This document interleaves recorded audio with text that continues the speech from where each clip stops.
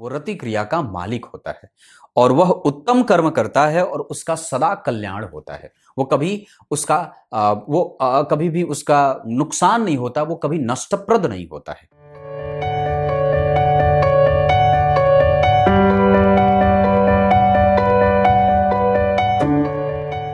प्रिय दर्शकों, नमस्कार। एक बार फिर से उपस्थित हूं आप सबके सामने। शुक्र का जन्म कुंडली के लग्न भाव में और द्वितीय भाव में बैठने पे शास्त्रों में क्या लिखा है, इसी विषय के साथ उपस्थित हूं। शुरू करते हैं आज का कार्यक्रम। कहीं नहीं जाना है, छोटा सा कार्यक्रम है जो शुक्र पे केंद्रित है। अगर जन्म कुंडली के लग्न और द्वितीय भाव में शुक्र बैठेंगे तो क्या होगा, तो उसमें सबसे पहले शास्त्र क्या कहता है कि अगर लग्न में शुक्र बैठे हो तो लिखा है समीचीनम रूपम तनुभवनगे दानव गुरु। शुक्र को दानव गुरु कहा गया है। समीचीनः संगः प्रबल रिपुभंगश्च सहसा, वो रिपुओं का नाश करने वाला होता है। और लग्न में जब शुक्र किसी भी राशि में बैठे होते हैं तो व्यक्ति को सुंदर बनाता है, सुंदर बनाता है वो, और उसको शत्रुओं से कभी डरने की कोई आवश्यकता नहीं होती। आगे लिखा है अति क्रीड़ा नित्यम हरिण नयना भिस्तनुभृतः, और लिखा है कि समीचीनम कर्म प्रभवति च कल्याणमभितः। इसमें आगे बात आती है कि जिस व्यक्ति की कुंडली के लग्न में शुक्र बैठा हो, वहां लिखा है कि सत्पुरुषों से संग और प्रबल शत्रुओं का वो व्यक्ति नाश करने वाला होता है। या अनायास ऐसे ही उसकी कुंडली में शुक्र के बैठे होने के कारण उसके शत्रुओं का नाश होता रहता है।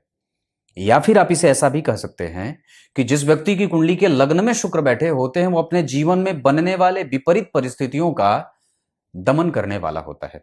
आगे लिखा है कि जिस व्यक्ति की कुंडली के लग्न में शुक्र बैठा हो या जिस स्त्री की कुंडली के लग्न में शुक्र बैठा हो वो मृगसी आंखों वाली होती है, सुंदर होती है।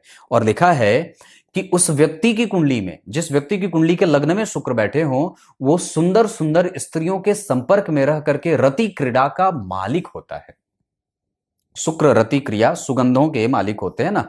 भगवान जब ब्रह्मा जी की सृष्टि हो रही थी तो शुक्रदेव को ब्रह्मा जी ने, पितामह ब्रह्मा ने सुगंध का मालिक बना दिया, कारक बना दिया। जाओ जितने भी सुगंध हैं वो सब तुम्हारे कार्य क्षेत्र में आएंगे। और ऐसा कहने पे शुक्रदेव को यह भी कह दिया कि तुम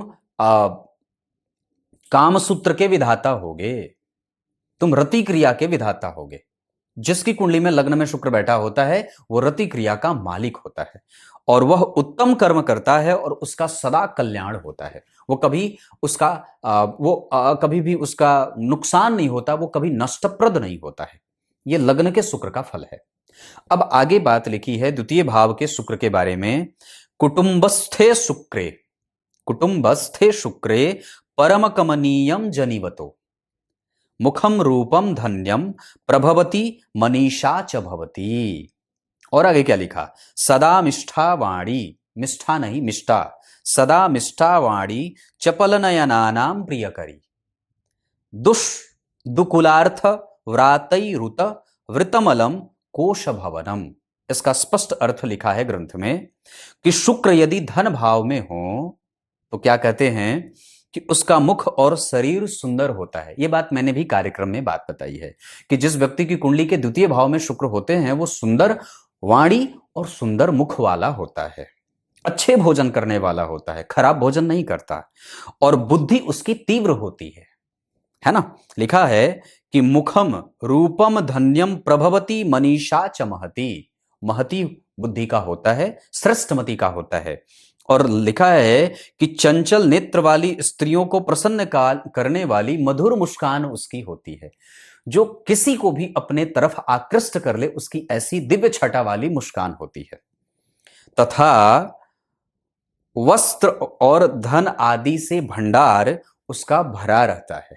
जब मैं अपने मामा जी के यहाँ छठ में जाता हूं तो वहां पे जो अनाउंस करने वाले हैं वो क्या कहते हैं, इन्होंने दान दिया है, इनका धन अन्न धन लक्ष्मी से घर भंडार भरा रहे। तो ये वर जब जन्म कुंडली के दूसरे भाव में जिस किसी भी जातक के शुक्र बैठे हों तो वो सदैव ही धन से भरा रहता है, महिलाओं का सुख उसे मिलता है, अपनी पत्नी का उसे संपूर्ण सुख उसे प्राप्त होता है और वो कभी भी अपने दुश्मनों से हारता नहीं है। आज के कार्यक्रम में लग्न और दूसरे भाव के शुक्र पे मैंने चर्चा की। अब आपको कल और परसों वाले कार्यक्रम में तीसरे और चौथे भाव के शुक्र के बारे में बताऊंगा। तब तक के लिए